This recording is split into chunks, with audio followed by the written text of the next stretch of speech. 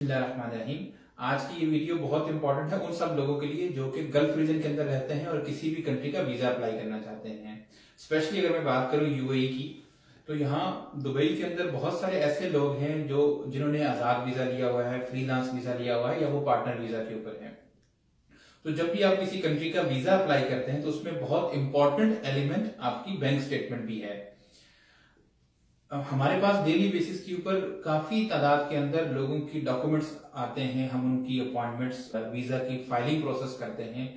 तो जब भी हम उनकी बैंक स्टेटमेंट देखते हैं, स्पेशली पार्टनर्स की जब हम बैंक स्टेटमेंट देखते हैं, तो उनके पास एक जो बैंक स्टेटमेंट है वो एज पर वीजा ऑफिसर या किसी भी एम्बेसी की रिक्वायरमेंट को पूरा नहीं कर रही होती। तो आप सब लोगों से गुजारिश है कि जो भी इस वक्त मेरी ये वीडियो देख रहे हैं, हमारे जितने भी कस्टमर्स हैं, हमारे व्यूअर्स हैं, जो हमें सोशल मीडिया के थ्रू और हमारी डिफरेंट ब्रांचेस के थ्रू हमें अप्रोच करते हैं, हमारे एजेंट्स के थ्रू हमें अप्रोच करते हैं, आप अपनी बैंक स्टेटमेंट के ऊपर खास तौर पर तवज्जो दें। जब आपकी सैलरी, जिन लोगों ने फ्रीलांस वीजा लिया हुआ है, तो वो जब अपनी सैलरी अपने अकाउंट में डिपॉजिट करें तो सैलरी का कुछ पार्ट एज अ सेविंग अपने पास रखें।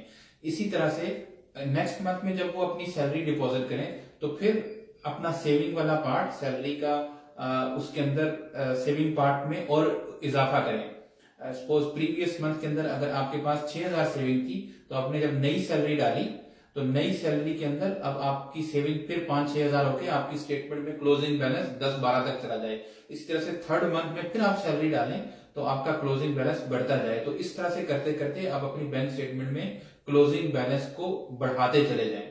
सेम पॉइंट है पार्टनर वीजास के ऊपर या इन्वेस्टर वीजास के ऊपर।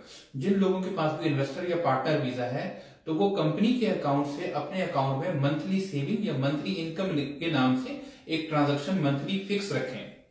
सपोज किसी बंदे ने भी 10 से 15 हजार की एक मंथली इनकम या मंथली सेविंग के नाम से एक ट्रांजैक्शन अपने अकाउंट के अंदर की, तो वो उसको फ्रीक्वेंटली हर मंथ करता चला जाए। 10,000 की ट्रांजैक्शन की या 12-15 हजार की ट्रांजैक्शन की, तो उसमें से आपने 5-6 हजार पूरे मंथ में यूज कर लिया और बाकी आपका क्लोजिंग बैलेंस बच गया। नेक्स्ट मंथ में फिर आपने मंथली इनकम और मंथली सेविंग के नाम से एक ट्रांजैक्शन की और आपने 5-6 हजार यूज कर लिया और 50% टू 70% फिर अपने अकाउंट में सेव कर लिया। तो आपकी बैंक स्टेटमेंट इस तरह से बढ़ती चली गई। रेगुलरली जब आप इस तरह से 5 से 6 महीने ये पूरा सर्कल मेंटेन कर लेते हैं अपनी सैलरी का या अपनी इनकम का, और कंटिन्यूसली आप अपनी सेविंग बढ़ाते चले जाते हैं, तो आपकी जो प्रोफाइल है उसमें जो बैंक स्टेटमेंट का एलिमेंट है वो बहुत स्ट्रांग हो जाता है।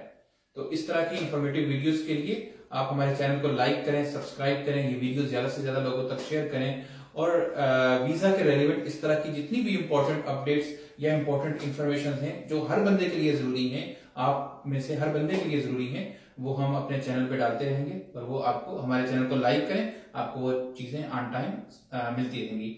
Thank you so much.